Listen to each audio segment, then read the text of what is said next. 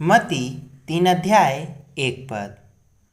उन दिनों में यूहन्ना बपतिस्मा देने वाला आकर यहूदिया के जंगल में यह प्रचार करने लगा कि मन फिराओ, स्वर्ग का राज्य निकट आ गया है। यह वही है जिसकी चर्चा यशायाह भविष्यद्वक्ता के द्वारा की गई कि जंगल में एक पुकारने वाले का शब्द हो रहा है कि प्रभु का मार्ग तैयार करो, उसकी सड़कें सीधी करो।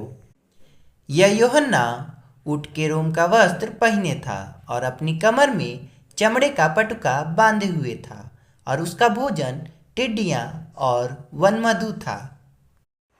तब यरूशलेम के और सारे यहूदिया के और यरदन के आसपास के सारे देश के लोग उसके पास निकल आए और अपने अपने पापों को मानकर यरदन नदी में उससे बपतिस्मा लिया। जब उसने बहुतेरे फरीसी और सदुकियों को बपतिस्मा के लिए अपने पास आते देखा तो उनसे कहा कि हे साप के बच्चों, तुम्हें किसने जता दिया कि आने वाले क्रोध से भागो। सो मन फिराने के योग्य फल लाओ, और अपने अपने मन में यह न सोचो कि हमारा पिता इब्राहिम है, क्योंकि मैं तुमसे कहता हूँ कि परमेश्वर इस पत्थरों से इब्राहिम के लिए संतान उत्पन्न कर सकता है।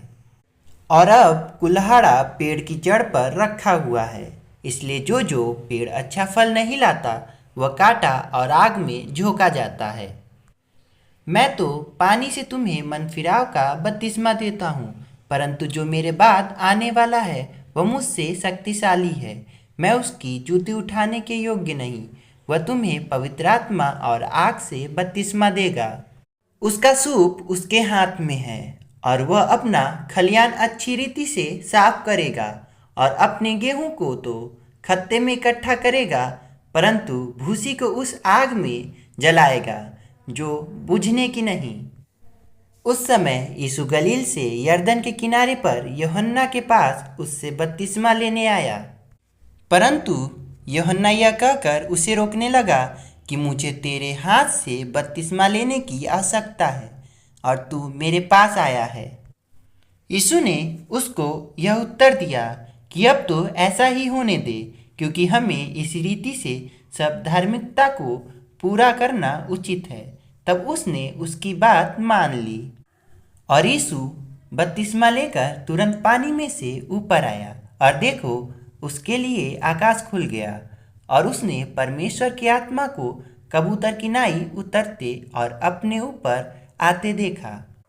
और देखो, यह आकाशवाणी हुई कि यह मेरा प्रिय पुत्र है, जिससे मैं अत्यंत प्रसन्न हूँ।